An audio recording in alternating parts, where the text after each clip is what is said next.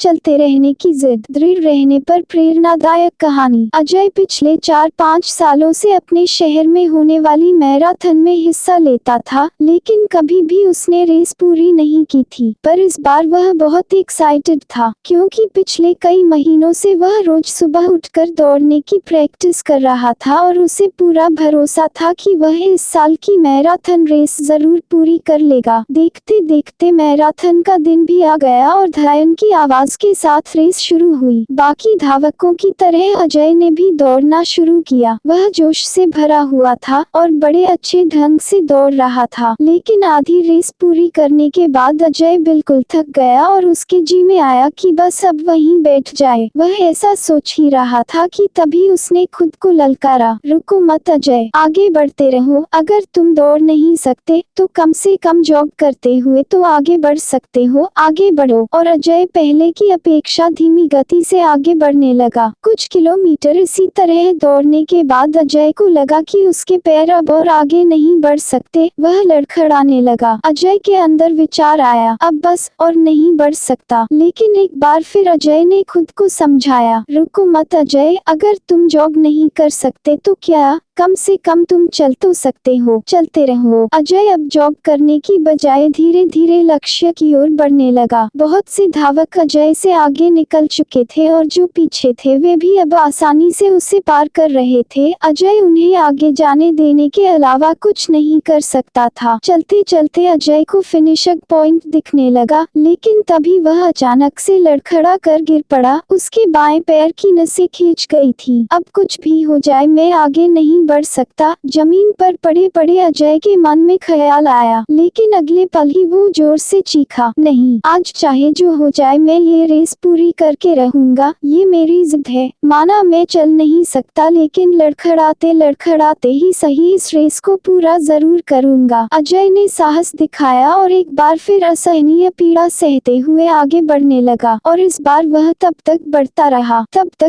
रहा जब तक उसने फिनिशिंग लाइन पार नहीं कर ली। और लाइन पार करते ही वह जमीन पर लेट गया। उसके आंखों से आंसू बह रहे थे। अजय ने रेस पूरी कर ली थी। उसके चेहरे पर इतनी खुशी और मन में इतनी संतुष्टि कभी नहीं आई थी। आज अजय ने अपने चलते रहने की जिद के कारण न सिर्फ एक रेस पूरी की थी, बल्कि जिंदगी की बाकी रेसों के लिए भी खुद को तैयार कर लिया था। दोस्तों, चलते रहने की जिद हमें किसी भी मंजिल तक पहुंचा सकती है। बाधाओं के आने पर हार मत मानिए। ना चाहते हुए भी कई बार कंडीशन ऐसी हो जाती है कि आप बहुत कुछ नहीं कर सकते, पर ऐसी कंडीशन को कुछ भी ना करने का एक्सक्यूज मत बनाए। घर में मेहमान है, आप 8 घंटे नहीं पढ़ सकते, कोई बात नहीं, 2 घंटे तो पढ़िए। बारिश हो रही है, आप 10 कस्टमर से नहीं मिल सकते, कम से कम 2-3 से तो मिलिए। एकदम से रुकिए नहीं, थोड़ा थोड़ा ही सही आगे तो बढ़िए। और जब आप ऐसा करेंगे तो अजय की तरह आप भी अपने जिंदगी की रेस जरूर पूरी कर पाएंगे और अपने अंदर उस खुशी, उस संतुष्टि को महसूस कर पाएंगे जो सिर्फ चलते रहने की जिद से आती है।